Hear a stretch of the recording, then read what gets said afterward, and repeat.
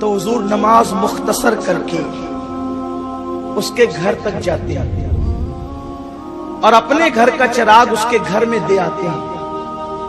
یہاں کسی یہودیہ کا بچہ بمبئی میں نہیں رو رہا ہے، بلکہ مسلمانوں کے بچے رو رہے ہیں۔ اور جیسے جیسے عید قریب آئے گی، سیٹوں کی خوشیاں بڑھتی جائے گی اور غریبوں کا ٹینشن بڑھتا جائے گا، اس لیے کہ غریبوں کو ان کے بچے مجبور کریں گے، امی میرے کپڑے کہاں ہیں، میرے دوست کے تو کپڑے آ گئے، میرے کپڑے کہاں ہیں۔ اور وہ بچے ایک برتن جھاڑو کرنے والی ماں کا بچہ اس کا دامن پکڑ کر کے کپڑے کا مطالبہ کر رہا ہوگا، جوتوں کا مطالبہ کر رہا ہوگا، کھلونوں کا مطالبہ کر رہا ہوگا، چشمے کا مطالبہ کر رہا ہوگا، اور وہ ماں اپنے بچے کو تسلی دے رہی ہوں گی، ٹھیک ہے بیٹا ہم انتظام کر لیں گے، ٹھیک ہے بیٹا ہم انتظام کر لیں گے۔ ان آنسوؤں کو پوچھنے کے لیے کون جاتا ہے؟ ان آنسوؤں کو پوچھنے کے لیے کون جاتا ہے؟ ان کے رونے کا احساس کسے؟ جو لوگ غربت کی چکی میں پستے ہیں، عید آتی ہے تو گویا ان کے لیے ایک ٹینشن آتا ہے کہ بچوں کے لیے انتظام کہاں سے کریں گے۔ اور میری قوم کا حال یہ ہے، مالدار لوگ ایک ایک عید کے موقع پر 5-5, 10-10, 15-15 ڈریس بناتے ہیں۔ عید آنے سے پہلے گاڑیاں بک ہوتی ہیں، ہوٹلیں بک ہوتی ہیں کہ ہمیں پکنک کرنے کے لیے فلاں جگہ اور فلاں جگہ جانا ہے۔ میں تم سے پوچھتا ہوں، پھر تم یہ امید کرتے ہو کہ جبریل آ کے تم سے مصافحہ کرے گا؟ جس قوم کے بچے، غریبوں کے بچے گھروں میں سسکیاں لے رہے ہو اور ہم مسجدوں کے اندر سجدے کر رہے ہو، شب قدر کا مفہوم کیا ہے؟ فرشتے کسے ڈھونڈنے آتے؟ مجھے اور آپ کو نہیں، وہ جو غریبوں کی غربت کا احساس کر کے ان کی ضرورتیں پوری کر رہے ہوتے ان کے لیے آتے ہیں۔ کیونکہ مفسرین لکھ رہے ہیں کہ جبریل امین کہتے ہیں اللہ ہم ان کی زیارت کرنا چاہتے جو ہم سے بہتر عبادت کرتے ہیں، اور فرشتوں سے بہتر عبادت وہ ہے جو قوم کی ضرورت ہے، مخلوق کی ضرورت ہے۔ ہم نے تو پورا شب قدر کا معاملہ سجدوں کو اس کے سپرد کر دیا، دعا کے سپرد کر دیا۔ ممکن ہے میرے جملے کسی کو تلخ لگ رہے ہوں گے، میں کوئی عجیب بات نہیں کر رہا ہوں، میں 1400 سالہ جو ذخیرہ ہے تفاسیر کا وہ پیش کر رہا ہوں۔ اپنے مذہب کا حال تو یہ ہے کہ کسی بھوکے کے سامنے تم کیا غذا کھا کر کے آئے ہو اس کا تذکرہ نہ کرو، اس لیے کہ اگر تم اچھی غذا کسی بھوکے کے سامنے بیان کرو گے، اس کو اپنی غربت کی وجہ سے اس کا دل ٹوٹ گیا تو اللہ کی بارگاہ میں تمہیں جواب دینا ہوگا۔ اللہ کے پیارے حبیب غیب دا نبی صلی اللہ علیہ وسلم نے فرمایا، اگر غریبوں کی بستی میں رہتے ہو تو چھلکے والے پھل چھپا کر لایا کرو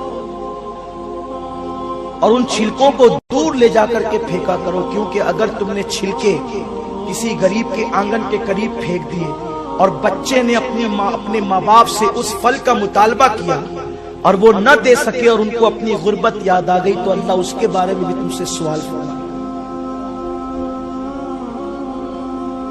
بڑی کم نصیبی ہماری ہے کہ ہم علم سے کوسوں دور ہیں، قرآن کی گہرائی میں اتر کر کے آیتوں کو سمجھنے سے دور ہے۔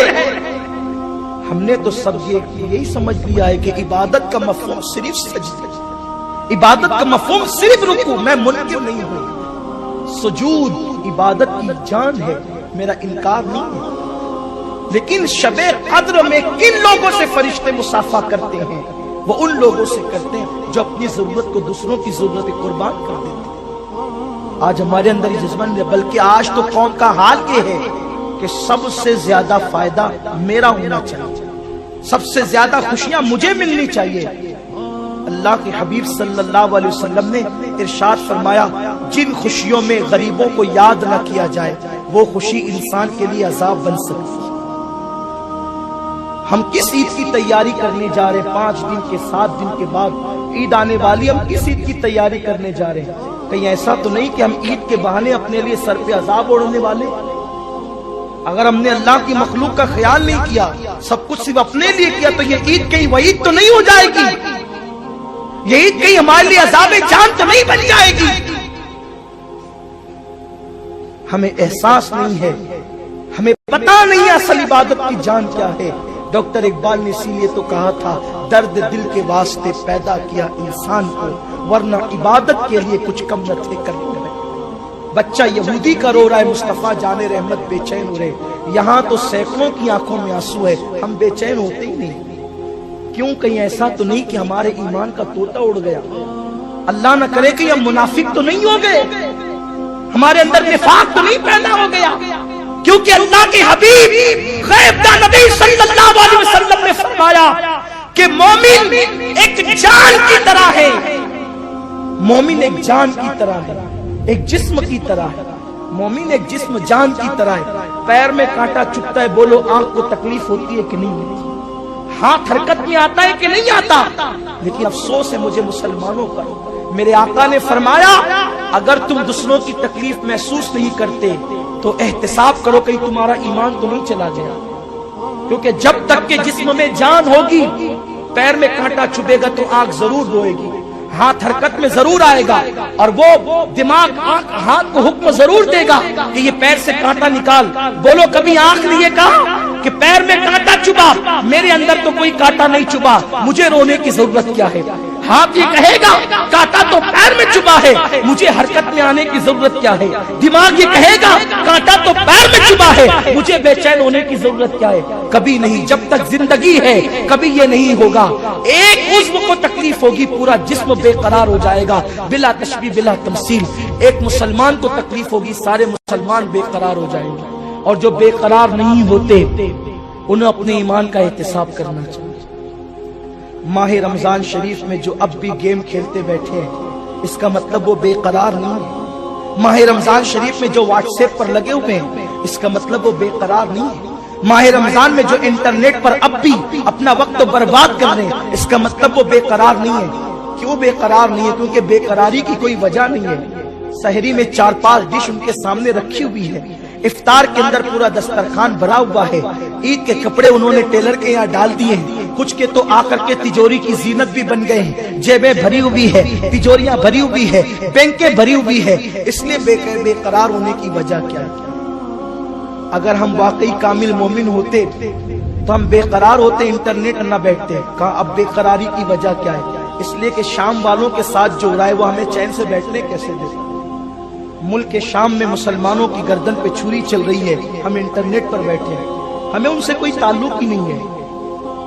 عراق کی سرزمین پر جو نوجوان بیٹیاں بیوہ ہو چکی ہیں ان کی عید کیسے ہوگی ذرا سوچو تو صحیح۔ ان کے یتیموں کے لیے کپڑوں کا انتظام نہیں ہوگا تو ان کی عید کیسے ہوگی؟ نہیں پہنچا سکتے تو کیا ان کے لیے افطار میں ہاتھ اٹھا کر دعا بھی نہیں کر سکتے؟